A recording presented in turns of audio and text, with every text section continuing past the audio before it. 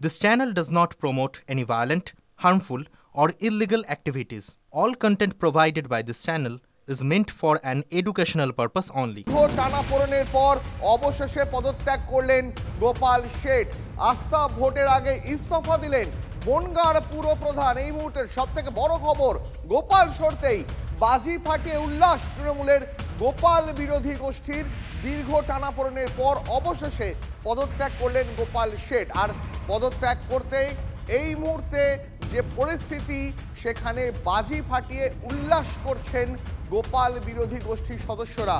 তার মানে দীর্ঘ টানাপোড়েনের পর অবশেষে বনগাঁ পুরসভা যে অচলাবস্থা তৈরি হয়েছিল সেটা খানিকটা কাটলো, কারণ পদত্যাগ করলেন গোপাল শেঠ। তিনি দীর্ঘদিন অসুস্থ থেকে হাসপাতালে ছিলেন। তিনি দল তাকে ইস্তফা দিতে বললেও তিনি ইস্তফা দিচ্ছিলেন না, কিন্তু আস্থা ভোটের আগেই শেষ পর্যন্ত ইস্তফা দিলেন বনগাঁর পুরপ্রধান। আর গোপাল শেঠ সরতেই বাজি ফাটিয়ে উল্লাস গোপাল বিরোধী গোষ্ঠীর। এই মুহূর্তে ছবি দেখাচ্ছি আপনাদের, দেখুন। দীর্ঘ টানাপোড়েনের পর অবশেষে পদত্যাগ করলেন গোপাল শেঠ। আস্থা ভোটের আগে ইস্তফা দিলেন বনগাঁর পুরপ্রধান। আমাদের প্রতিনিধি দীপঙ্কর এই মুহূর্তে রয়েছেন আমাদের সঙ্গে, একবার সরাসরি কথা বলবো এবং রাজনৈতিক সমীকরণটা বোঝার চেষ্টা করব। দীপঙ্কর, দীর্ঘদিন ধরেই বনগাঁতে যে একটা অচল অবস্থা তৈরি হচ্ছিল, মুখ্যমন্ত্রী মমতা বন্দ্যোপাধ্যায় সবেই গিয়েছিলেন, সদ্যই গিয়েছিলেন, তারপর গোপাল শেঠের এই নিজে থেকেই পদত্যাগ করা, পলিটিক্যাল সিগনিফিকেন্সটা একবার বোঝার চেষ্টা করবো।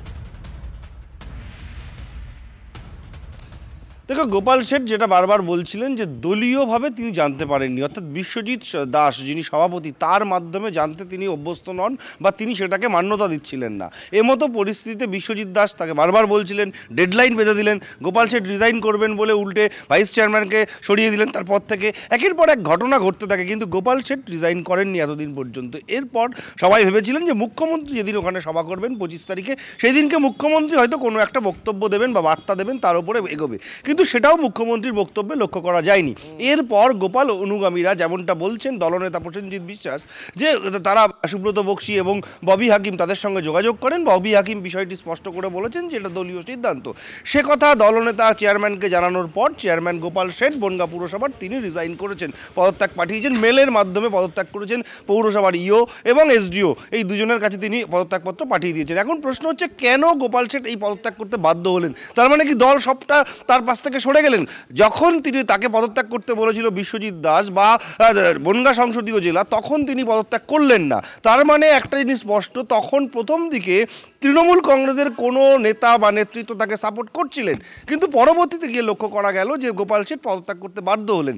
যদিও প্রসেনজিৎ বিশ্বাস, সুব্রত বক্সী, ববি হাকিমের কথা বলেছেন, কিন্তু তুমি উল্লেখ করে ভাবে দেখতে হবে গোপাল শেঠ পদত্যাগ। একবার প্রসেনজিৎ বিশ্বাসের বক্তব্যটা দর্শকদের শোনাই, তারপর আমি আসছি তোমার কাছে।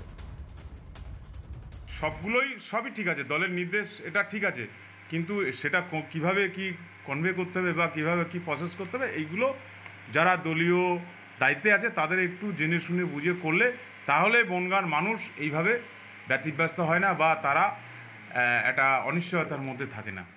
সুব্রত বক্সী এবং ফিরহাদ হাকিম দুজনেই ওনাকে ফোন করেছিলেন যে রিজাইন করার জন্যে। যখন উনি দেখলেন যে হ্যাঁ সত্যি সত্যি দলের নির্দেশ আছে, তখন উনি রিজাইন করেছেন।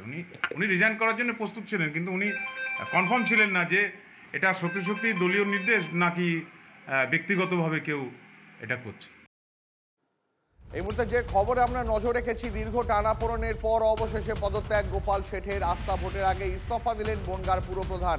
গোপাল শেঠ সরতেই বাজি ফাটে উল্লাস তৃণমূলের গোপাল বিরোধী গোষ্ঠীর। সেই ছবি আপনাদের এই মুহূর্তে দেখাচ্ছি, পাশাপাশি কথা বলছি আমাদের প্রতিনিধি দীপঙ্কর রয়েছেন আমাদের সঙ্গে।